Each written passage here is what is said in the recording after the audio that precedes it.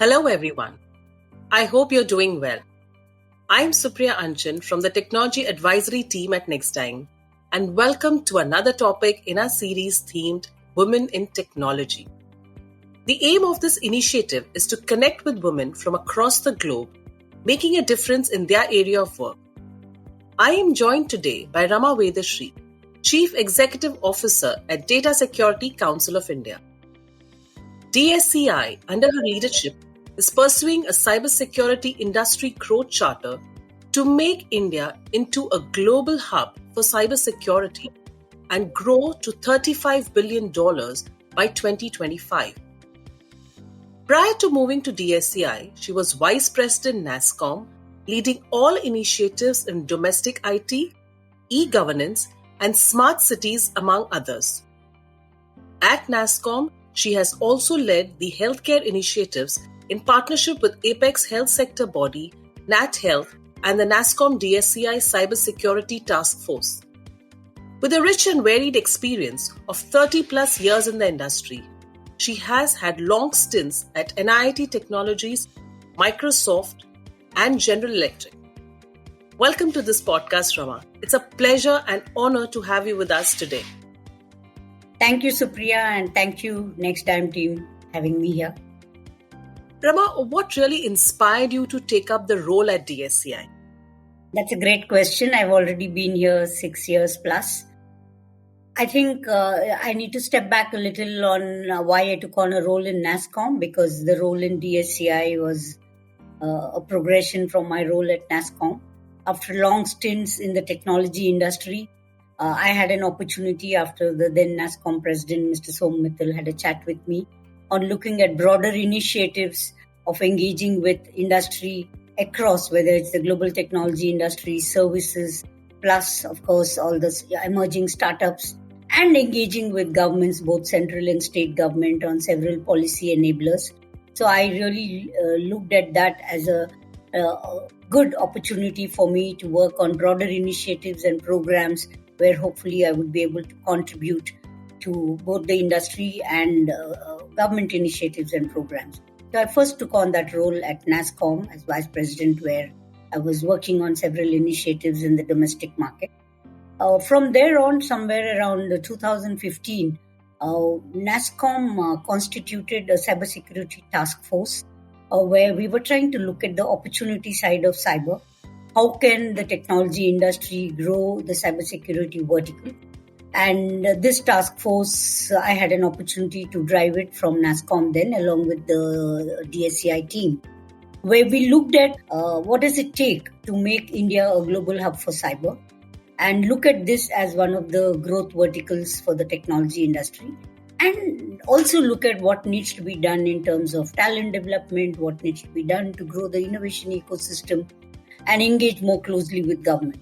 So that task force envisioned a growth charter to make India a global hub and aspire to grow this vertical to $35 billion by 2025. Roughly about 10% of what was estimated to be IT industry's revenue goals for 2025 was estimated to be $350 billion. So when this growth charter was envisioned, the DSCI board and the NASSCOM president and the EC considered me as a candidate and spoke to me, and I found this as a great opportunity. I must confess, I'm not an InfoSec professional, but I've been in the technology industry, worked across enterprise verticals with state and central, and of course with large services companies and product companies. So I bring that experience, but definitely I don't bring deep dive domain experience. So this was the background in which the DSCI board considered me as probably worthy of taking on this role. And I joined this in 2016. Wow, such a prestigious kind of opportunity that you have, and you're shouldering the responsibility of taking India to a new level. 30 plus years of experience. I mean, if I were to just ask and tell you, can you help us, recollect some of the best moments that made you strive a difference? What would that be? I would say it was more than almost 35 years now. across all these 3+ decades, I think the biggest opportunity and learning and motivation for me was engaging with customers across various verticals, whether it's IT, banking, telecom, oil and gas, and most importantly with state governments in driving their initially the computerization agenda and now the digital agenda, and working very deeply with the CIOs and their teams and IT secretaries. I've had an opportunity while I was based in Hyderabad for a greater part of my career and now in NCR. I've had an opportunity to work with IT secretaries in several states in North, South, West. I think that has been a great learning for me from very early stages of, driving enterprise applications, several, mission critical e-governance applications, convincing public sector manufacturing organizations to explore technology and look at manufacturing resource planning in very remote, far-flung mining sites. I think always any opportunity to evangelize technology and drive technology adoption, particularly in sectors which were laggards in leveraging computerization and then now digital, has been a big passion area for me. We have only experienced what has happened post, rather when if we were talking about the banking industry post migration, people when banks move to core banking, those are the applications and systems are the experiences that people like us would have. But actually being on the ground, working and pushing for a transition, a change, which was totally, from a manual to a totally digital kind of a setup, that must have been, I think, really an experience for anybody. When I sit and listen to you, it's like I'm in awe of what you're saying, of really moving down on the ground and getting things done. Yes, I've worked with enterprises in India where, even convincing management teams or helping, working with management teams to convince their unions and workforce to adopt computerization, very, very early stages of core banking implementations, messaging implementations, and most importantly, e-governance solutions, particularly integrated government to citizen services. I think, I have seen that, and the current maturity and wave of digitization that has happened in the country is happening in the country, I think is extremely satisfying for any technology professional in India. It's been phenomenal. I mean, this during this COVID era itself, it's leaps and bounds, and it's across demographics. Everyone is digitally hooked and using it in one way or the other. And a lot of people have used this as a learning platform to enhance their skills, to probably even, those kind of hobbies and passions which we had totally forgotten about. People have revived that, and a lot of people have started doing something very different than what they professionally would be doing. So yes, it's definitely opened a lot of doors. What word of advice to women who want to build a career specializing in cybersecurity?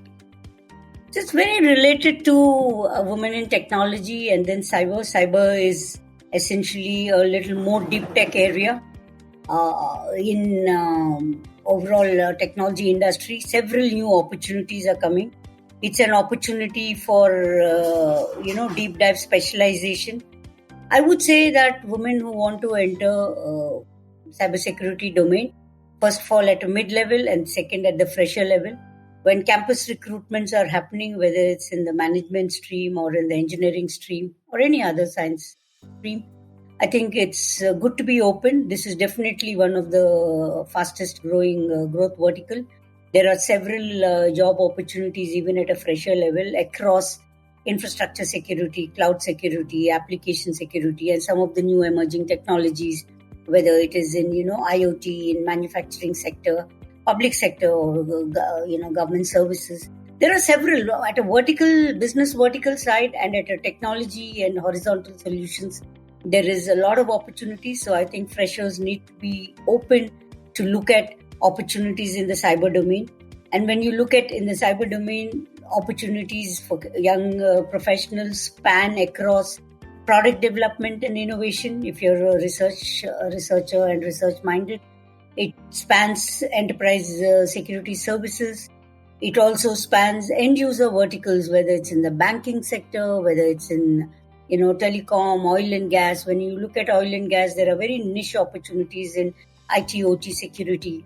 And every state government is stepping up on their cyber preparedness, setting up security operations centers. Whenever there's a large digitization program, how do you make it, secure, application level security? So there are several streams in which you can hope to get, your career growth path. So I would urge all young professionals in engineering, management, even some law school sometimes, look at opportunities in cyber when you're going through your placement drives. The second one is mid-level.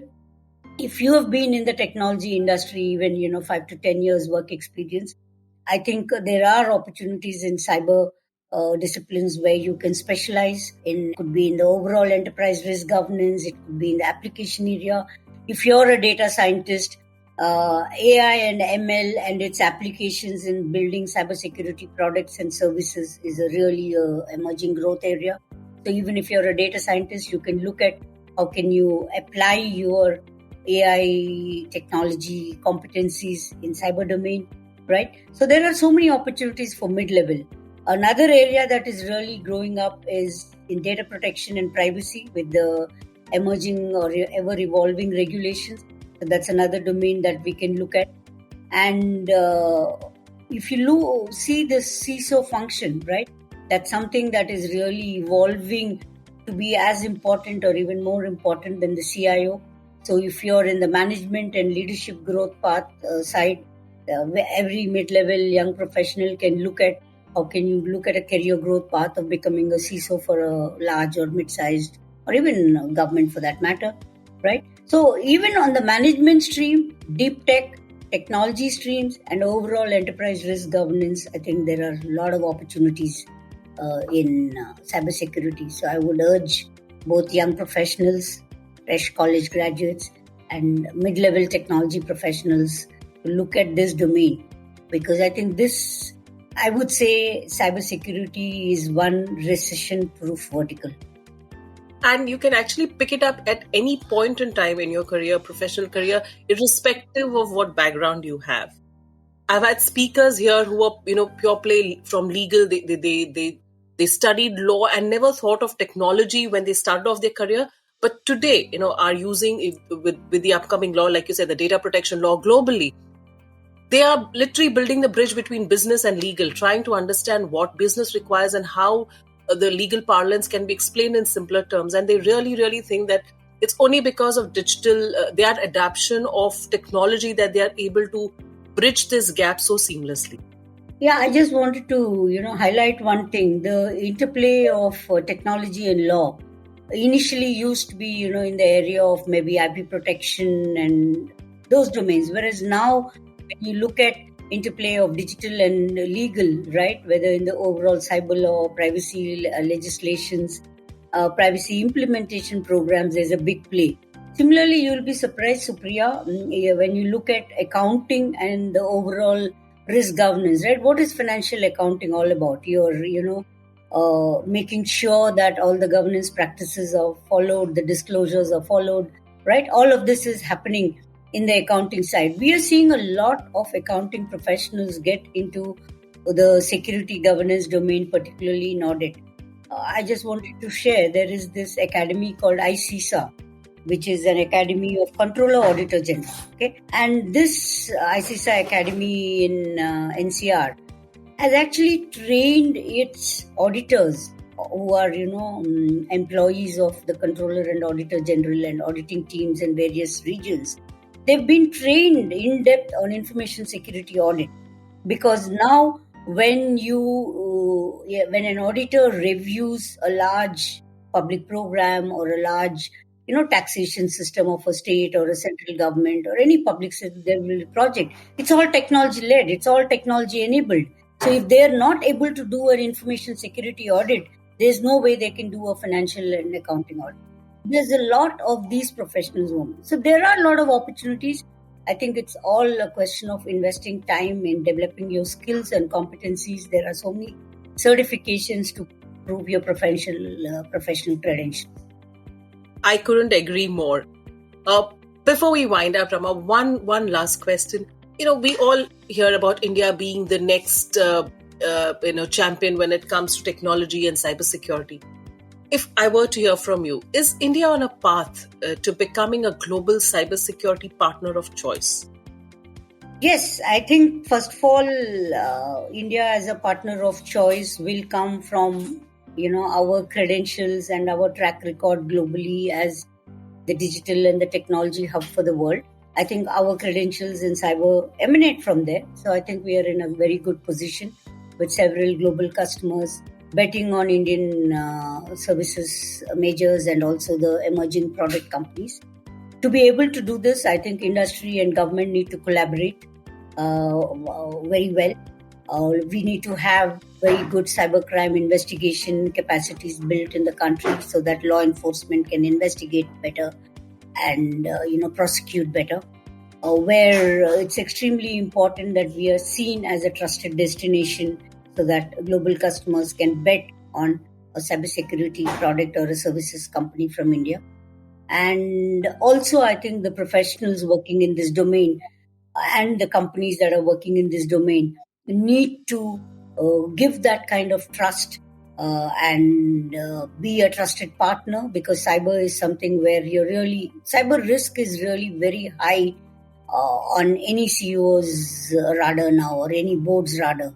So I think if you're hoping to be a partner for any customer across any vertical from any country, I think being seen as a trusted partner is extremely important.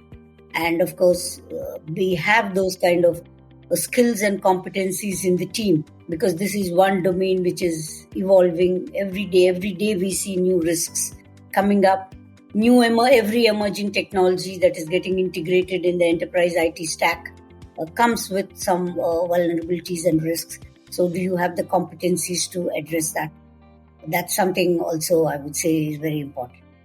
Absolutely. Being a trusted partner, especially when it is technology and you're responsible, is, I think, one of the virtues that as individuals and organizations, we all need to strive. And on that positive note, Rama, thank you so very much for those interesting thoughts, encouraging words, and sharing excerpts from your journey and experience. It's been a wonderful conversation, and I'm sure our listeners will find this session to be interesting and useful. To all our listeners, thank you for being part of this podcast. I hope you enjoyed this as much as we did in putting it together. Stay tuned for another interesting conversation coming up in this series. Until then, stay safe and stay inspired.